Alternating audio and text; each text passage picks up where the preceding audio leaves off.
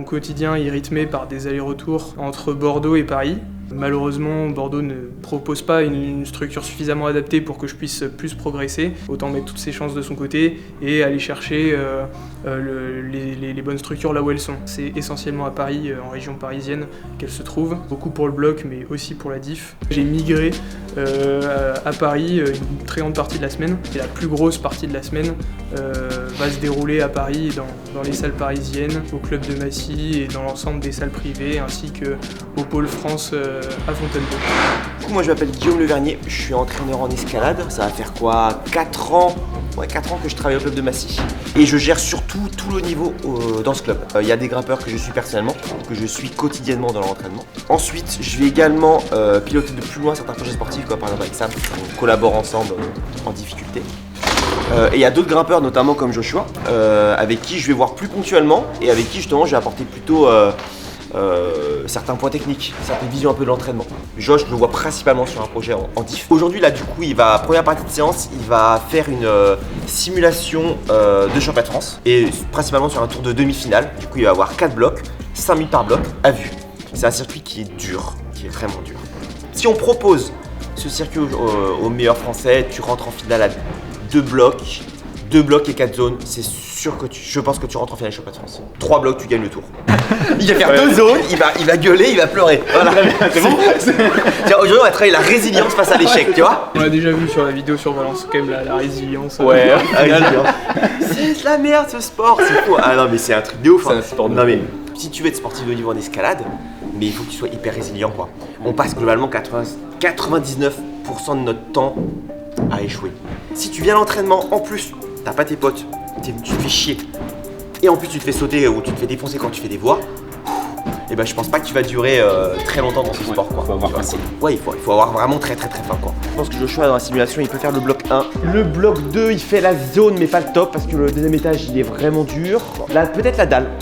Non, il fera pas la dalle en fait, c'est vraiment dur. En fait, c'est hyper exigeant. Et en fait, surtout, c'est dur de trouver la méthode en 5 minutes. Et le dernier bloc, il fait la zone. Moi, je pense qu'il fait un bloc et 4 zones max, au mieux. Ou alors, moins, on verra.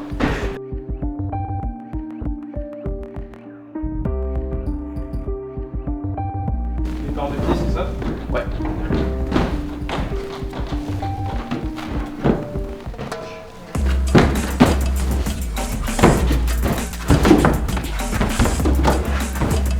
Ah!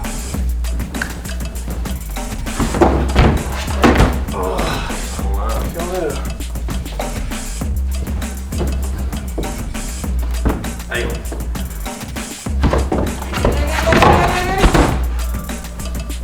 C'était même pas un entêtement, c'est vraiment, je comprenais pas. Je me sentais pas le truc, je voyais la pof là sur le côté, mais.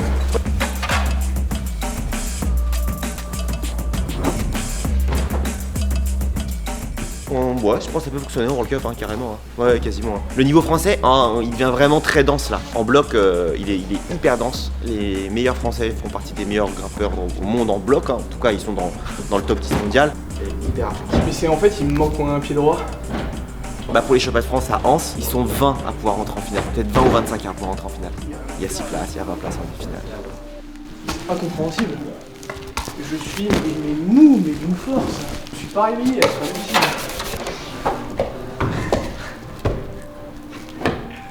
Allez. Si j'ai rien qui retient un pied, je peux pas faire. Hein. Ouais, c'est ça, tu mets la prise là, tu prends celle-ci là, et en fait tu tiens pas celle-là. Adri, il a jamais réussi à attraper celle-là. Et Rebelo, il a fait. Et Arthur Lebris en fait ça. C'est pas une question de force, c'est la force d'épaule et de friction de doigt. Est-ce que la prise t'arrête à te mettre ton doigt mort dessus et toi en sorte que tu glisses sur la prise, tu vois. Voilà, ça c'est le genre de prise Sorato. Il a un bac dans la main, tu vois, il est comme ça.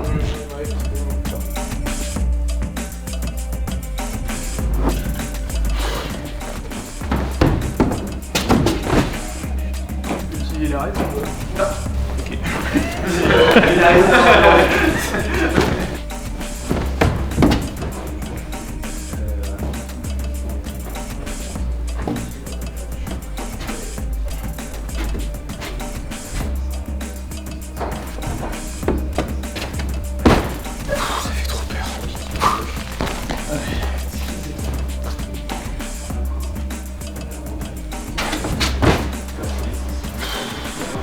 me gave là.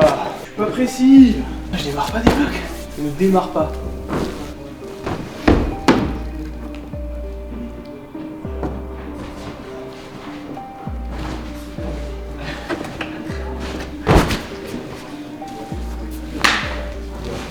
Putain, ça sert à quoi, sérieux? Genre, un essai t'étais bien, t'avais essayé de résister et puis t'étais assez haut. Mais sur un essai, t'avais tellement peur de zipper que tu restais bas et du coup t'arrivais plus à. Oui, mais même il y a un essai où j'ai senti tout le reste, je sentais rien avant, j'ai l'impression d'être sur du rien. Putain, je ne bouge dans aucun bloc. Aucun bloc. C'est ridicule.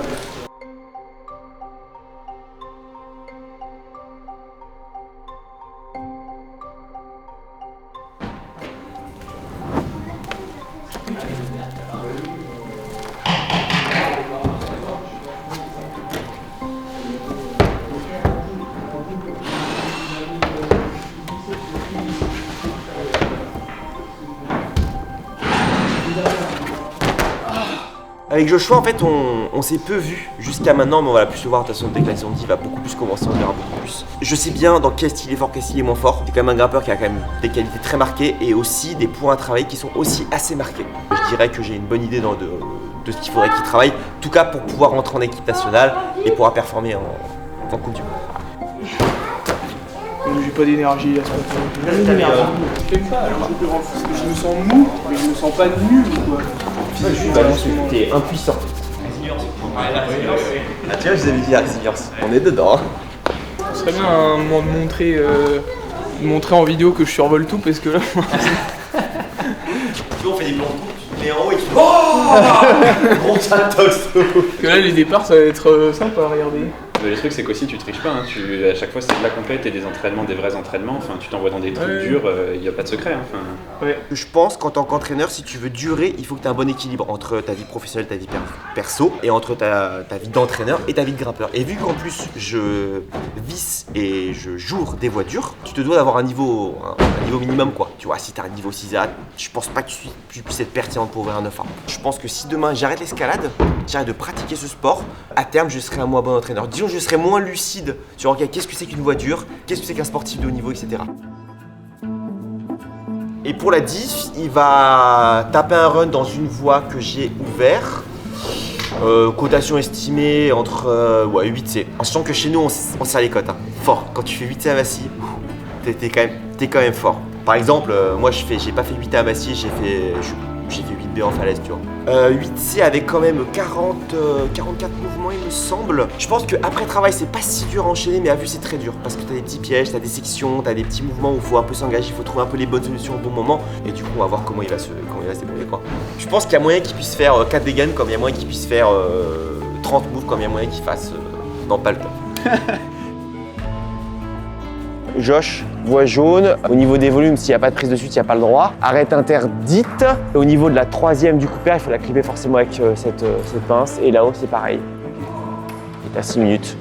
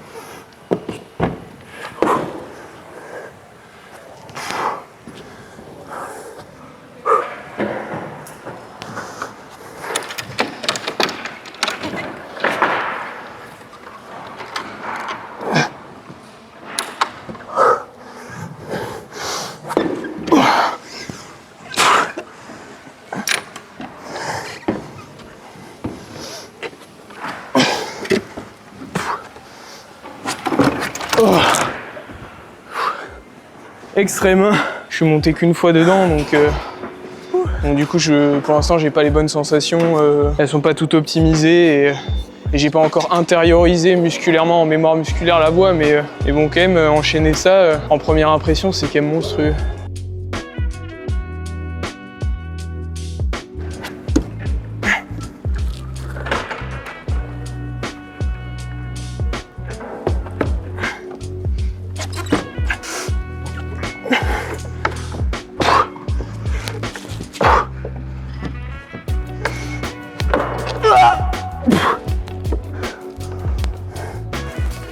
Sèche. Oh, putain, l'intensité de cette voie, c'est un truc de dingue. Ouais, c'est pas possible ça.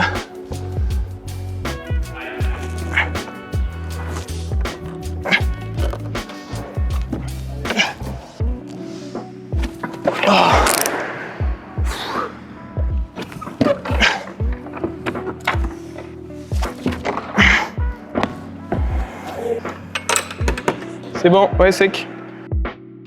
Bah, mon entraînement il sera modifié parce que par exemple les autres années, comme à chaque fois, ça a toujours été d'abord le bloc, ensuite la diff. Ouais. Bon bah je manque le coche en bloc, donc bah j'ai plus qu'à me focaliser que sur la diff, et donc là à ce moment-là, à partir de là, mon entraînement il est complètement orienté diff, quoi. Okay. Donc on a fait la première partie au club de Massy, on va aller faire du panneau à Porte d'Italie.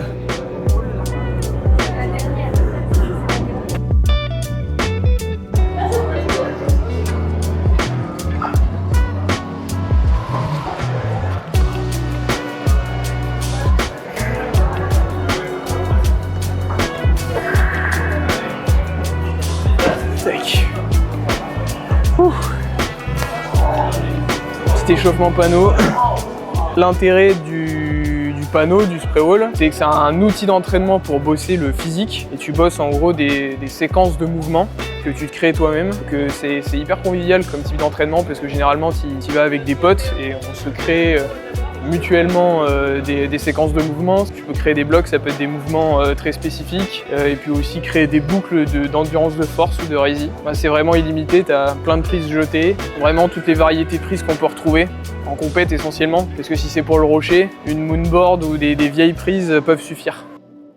Ouais. Alors le setup, ce serait la prise bleue là-bas avec la jaune dessus, cordeau sur noir puis bleu, t'arrêter sur la bleue, envoyer une épaule sur la cheetah rouge là-bas. Et pour l'instant on en est là, après on verra si c'est trop facile, on rajoutera un truc. Ouais.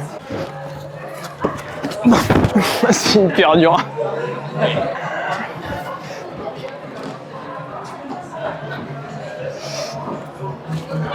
Oh non, je l'avais.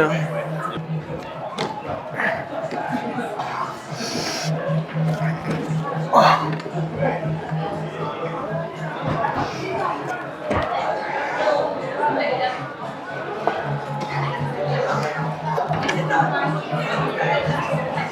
Voilà.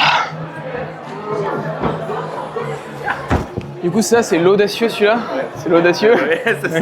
L'audacieuse. L'audacieuse. C'est quoi comme je pense que c'est du 7. C'est 7C, 7C+, je pense. J'ai suivi à un moment donné une préparation mentale avec un coach mental et aussi une psychologue du sport. Plus le cas maintenant, parce que j'ai fait pas mal de progrès à ce niveau-là et j'en ai pas ressenti plus le besoin, en tout cas actuellement. Peut-être que je me trompe, peut-être qu'il y en aura besoin. Mon père, c'est mon entraîneur depuis toujours, depuis que j'ai commencé. Même si je suis de plus en plus autonome, on structure ensemble mon entraînement, là où avant c'était lui qui drivait tout et moi j'étais seulement l'exécutant. Donc l'utiliser comme outil, plus que ce soit complètement lui qui soit dédié à ma préparation et je suis quand même le principal acteur de mon projet. Et quand je suis à Paris et que donc, mon père n'est pas là et que dans les moments où je croise Guillaume Le Vernier, ça arrive qu'il me donne des conseils sur ma grimpe. Il me permet d'avoir un regard extérieur qui permet de me corriger, de me dire que là je pourrais être plus relâché, là ça va pas, là c'est bien. Ce qui est un peu risqué quand on est très autonome comme moi à s'entraîner assez souvent sans qu'il y ait de regard extérieur derrière pour me corriger. Voilà. Bon, comme vous avez pu le remarquer, on s'est pas fait de cadeau sur toutes ces sessions d'entraînement, aussi bien à Bordeaux qu'à Paris. On s'est tiré dans la couenne vraiment loin pour arriver le plus en forme possible au championnat de France. Je suis assez flingué de tout ce que j'ai fait. Donc maintenant l'objectif c'est faire remonter tout le niveau, histoire d'être en pic de forme au moment du championnat de France. Je vous dis à la prochaine et ciao.